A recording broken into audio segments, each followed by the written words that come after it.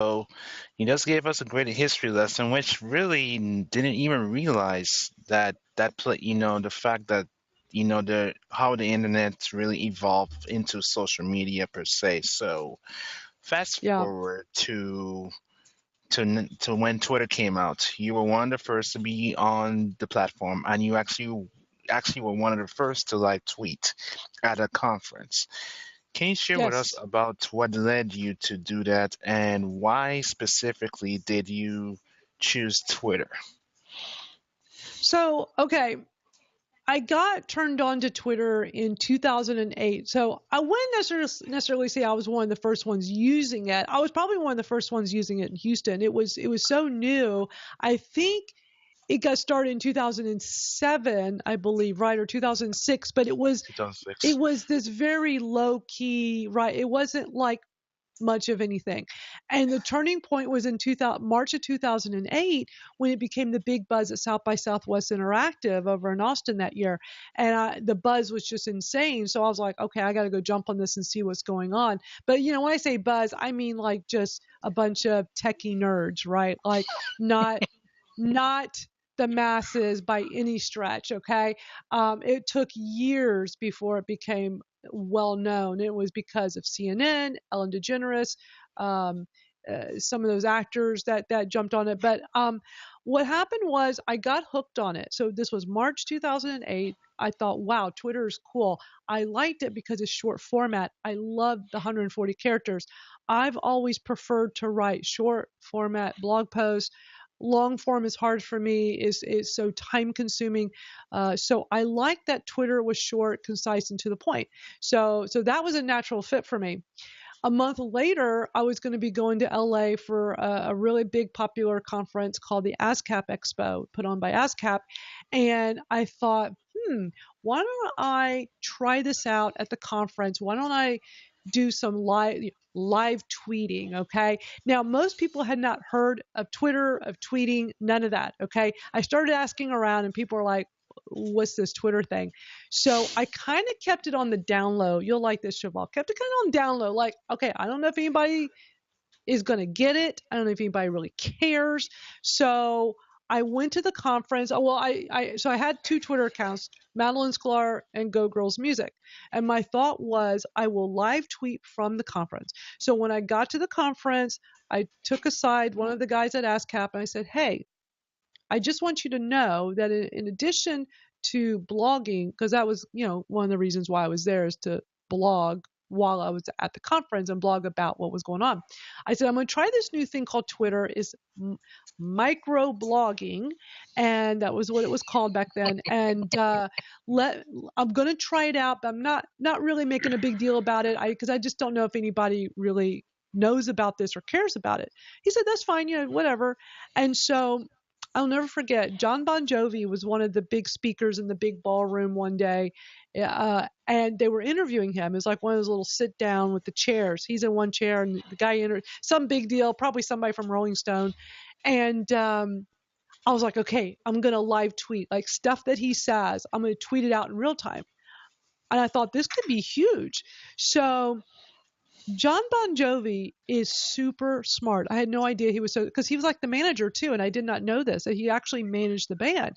And he was just spouting out just great snippets of information about the music business. So I was trying to tweet it. This is my brand new iPhone. I had when the iPhone first came out, I had a brand new iPhone and I was still learning how to use it. I was still used to doing the thumbs with the BlackBerry. So this was a little bit of a transition. And so I'm just sitting there just as fast as I can. And I couldn't even keep up. I'll never forget. I had this big, legal pad, and I was like, okay, maybe I just need to write it all down and then I'll transfer it over to Twitter. And people were taking notice and this whole new Twitter thing. And so by the end of the conference, the guy at ASCAP that I took aside, he kind of like took me aside and he says, hey, people have been talking and hearing about this new micro blogging thing with this Twitter you were talking about. And there's like this little buzz going on that somebody here is doing this new Twitter thing. I said, oh, really? Like, okay. I didn't know anybody would pay attention. So I was I was getting on the radar back then, but this was before you heard of people live tweeting at an event or at a conference. Like today, you go to any conference, you go to any event, people are live tweeting, right? That's just what people do, because what a great way to take the information that's being said and transmit it over in real time and share it with the world. So this was such a new thing that it just wasn't done yet. So yeah, I have no problem saying that I was probably one of the first people to ever live tweet at a conference in back in 2000, early 2008. So it was a really neat experience, and I learned a lot doing that. And I hope I inspired a lot of people to follow suit. That's really awesome there. So basically, it even though it was popular among the techies, it really got popular because of mainstream. So Yeah, now let's fast forward to when you started Go Girls Music Twitter chat. What insp it be it was one of those things where that you brought together the community, and of course yep, that was when among the early days when Twitter chats was becoming popular. So yep, first, can you share about that, and then from there, can you sure, share about how you transition into what you're doing right now with Twitter Smarter? Because the sure, reason why I'm asking is because I think people might think that you came out of nowhere with yeah. the Twitter Smarter chart. I mean, Twitter Smarter chat, but I want them to hear your journey. My long 21-year journey to get to where I'm at right now today with you. I know, because people always think of like, oh, she came out of nowhere. It's like, no, I've been doing this a really, really long time. So, okay, for the Twitter chat, I had seen Twitter chats for about a year or two. I launched my Twitter chat for the Go Girls community. It's called GG Chat. It actually was just going on a little while ago. I mean, it's still running, and we're actually going to bring it all to a close later next month, and I can talk about that in just a bit. So I've been seeing these Twitter chats going on, not very many, and we just found out Marsha Collier has been running her Cust Serve for customer service for 9 years. Cheval, can you believe that? Yeah. I mean, I knew Twitter chats had been going on for about a year or two before I started mine 6 years ago, but I did not realize they'd been going on for 9 years. So that's pretty amazing. So I got the idea. I've been wanting to do it. It was just a matter of making the time. It always boils down to, can I make the time to do this? And I wanted to do it as a way to have an extra value add to my community. I have the Go Girls community is free, but then I also have a paid membership called Go Girls Elite. So I'm always coming up with ways of what other value add can I give them since they're paid members. And so I thought, well, I had this private Facebook group, and that's always a fun. And this was back before most people had even heard of a Facebook group. I was already like jumping on that, like, oh, what a great way to have a place for my private community, because you could lock down your Facebook group and have it private. Well, Twitter is not private, so I thought, well, I could also do a Twitter chat here. It will be for it's going to be for my community, but other people can certainly come over, and I'm okay with that, right? So what I did is I launched it July of 2011, and my thought was this: I had been wanting to do it for a while. And then it got to the point where it was like, okay, I got to do it. I got to do it. I got to do it. And I said, okay. It was like a Tuesday. And I said to myself, I'm going to launch it this week. I have to just, as my tattoo says, and no lie, I live by this, just do it. Right. And I said to myself, just do it. Just put it out there this week and let it just unfold. So it was a Tuesday afternoon. I thought, okay, let's do this. Let's make it on Thursdays. Let's make it Twitter GG chat. And I came up with GG chat because it was short, and I shorter is better. But looking back, knowing everything, because I didn't know what I was doing back then. Twitter chat was a new thing. Knowing what I know now, I would have just called it Go Girls Chat, or I wouldn't have called it GG chat. And here's why. I did it at the time because it was short, and not too many people were doing Twitter chats. But GG can stand for so many different things, right? And over the years, other people have tried to start Twitter chats calling it GG chat. And I'd be like, we have a very long running Twitter chat that runs twice I mean, we do this twice on Thursday. We do an afternoon one and we do an evening one. We do it twice, and I'll get to that in a minute. But I would have to like tell people like I think it's awesome you're running a Twitter chat, but I just want to make sure you understand we've been doing this for years, and it's GG chat also. So you may want to think about calling it something else so people don't get confused, because there's all kinds of things that GG can stand for. So I wish I'd called it what it was, you know, Go Girls Chat or something like that. But anyway, so it's GG Chat. I launched it. I said, okay, I'm going to do this Thursday evenings. I picked Thursday evenings because evenings back then was easier. Still had my son living at home. And I just thought, okay, evening time, Thursday, let's just do it. So I picked 9 o'clock Eastern, started promoting the heck out of it. Didn't know if anybody would show up, and people showed up. And it was fun. And the thing is that when I do things, I don't think about how many people are going to show up. Oh, it's going to be a failure if only 5 people show up. My thing has always been, whether it's 5 people, 50 people, or 500 people, doesn't matter. It's the quality of the people there, not the quantity. And I firmly believe that in everything I do. So I think that when you have that attitude, you can relax about what you're doing and not be so hung up on, oh my gosh, what if nobody shows up? Because at minimum, you'll be there. Certainly, you can get some of your friends and colleagues to come out. So I I just put it out there. I knew some of my friends and colleagues would be there, because I asked them, please come be there, and it was a big success. And I realized very quickly, like, well, wait a minute, why did I pick Thursday? I mean, I know why initially, because I said to myself, I have to do this week. But looking back, it was like, oh, wait a minute, this is for musicians, and musicians usually play out Thursday, Fridays, and Saturdays. So this might not be a good day and time for musicians.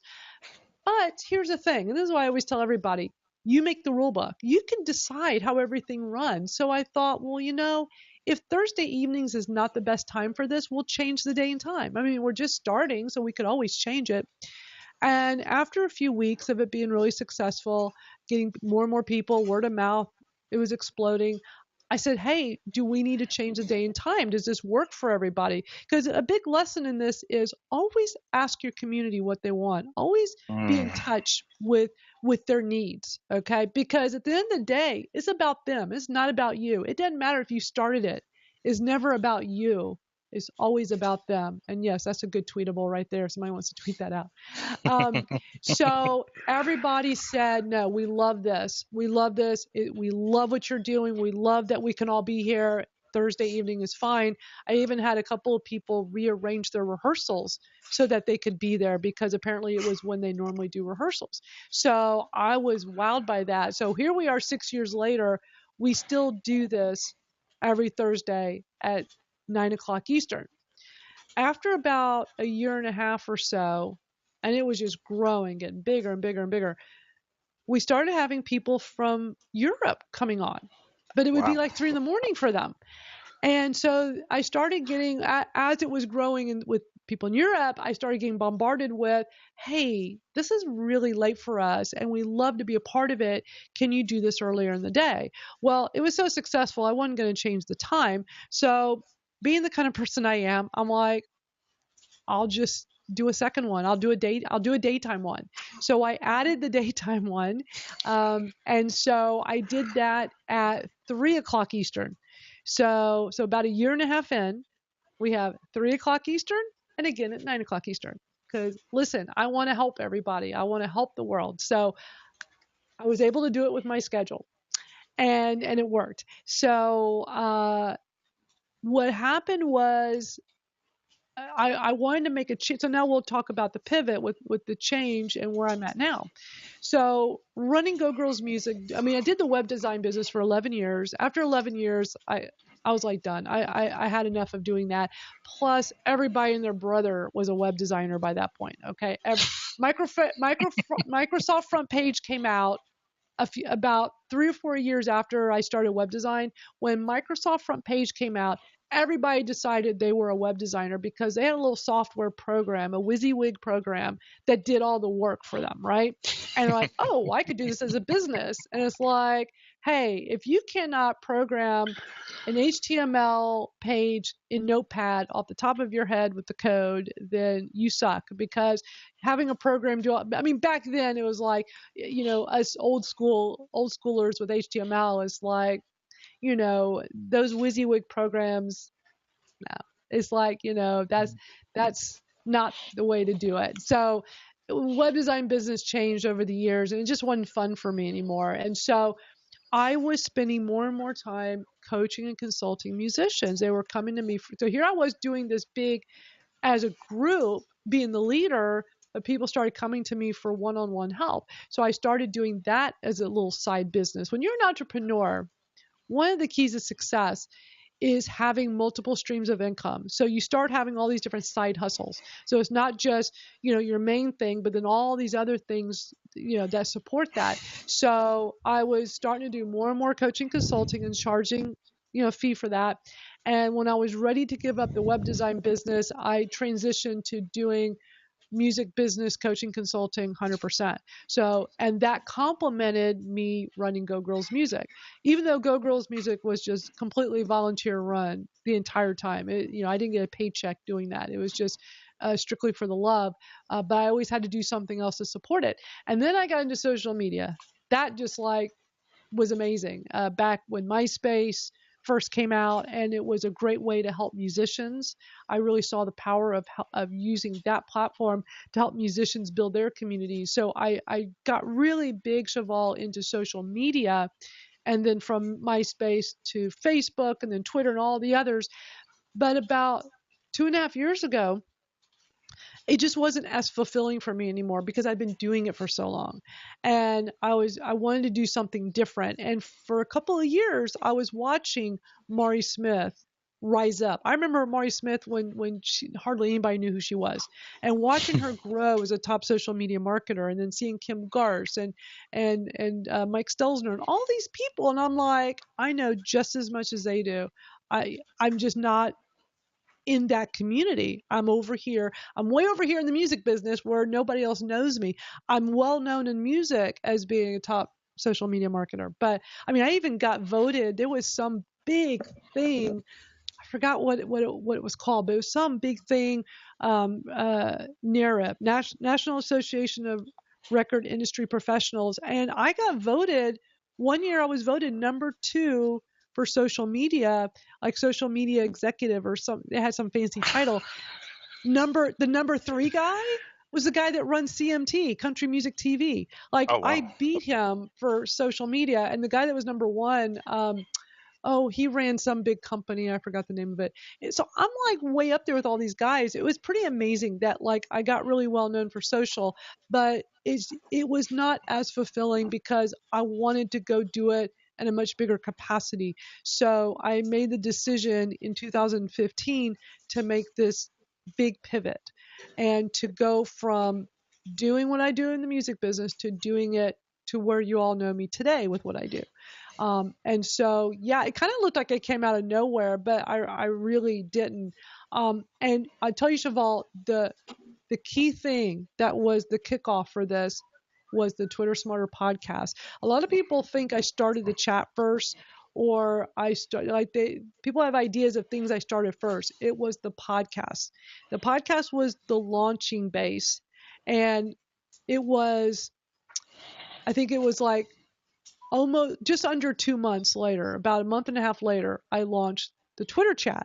And the Twitter chat is huge. It grew instantly. And I think the reason why Cheval grew so quick is that I have so much experience by that point. I had all this experience of how to run a Twitter chat. People like, oh, here's this new person running a Twitter chat, Twitter Smarter. They didn't realize I already had 4 years experience running a Twitter chat every Mm-hmm. single week, and not just every week, twice every week. So Mm-hmm. for a while, Cheval, I was running all of it. I was running my 2 Go Girls on Thursdays. And that was why, so this is a great fun fact. This is the reason why Twitter Smarter is on Thursdays. So I'm already doing 3 o'clock Eastern and 9 o'clock Eastern on Thursdays. I thought, well, for my brand new Twitter Smarter chat, let's keep it all in the family on Thursday. So that became 1 o'clock Eastern. So I literally went from, and for us in Central Time, it was 12 noon for Twitter Smarter, right? Then Yeah. 2 o'clock. So 2 o'clock. So literally, I had 1 hour in between the two, between the end of Twitter Smarter. But you know how Twitter chats are. Usually, you're still on it for another half an hour, Hmm. sometimes a whole hour. With me as the host, I usually would still be on there for an hour afterwards. So I would immediately go to Gigi chat, run that for an hour because that was so huge at the time. I would, I kid you not, Cheval, GG chat, more so the evening. The daytime one wasn't as big. That evening one, I would do it at 8 o'clock Central Time, so it'd be 8 to 9. I can't tell you how many times I would stop at like 10:30 at night or 11 o'clock at night because conversation would just keep going, or there would be so many tweets that I hadn't gotten to yet, and it was just so amazing. And I just think Twitter chats are just the most amazing way to embrace Twitter and use it to connect and engage with people. Didn't mean to talk so much. It's like That's so, fine. I have such a big story. Like I think a lot of people don't That's fine. realize all the stuff I've been doing for all of these years. I've been doing so much. Oh yeah, definitely, and definitely agree with you on that. So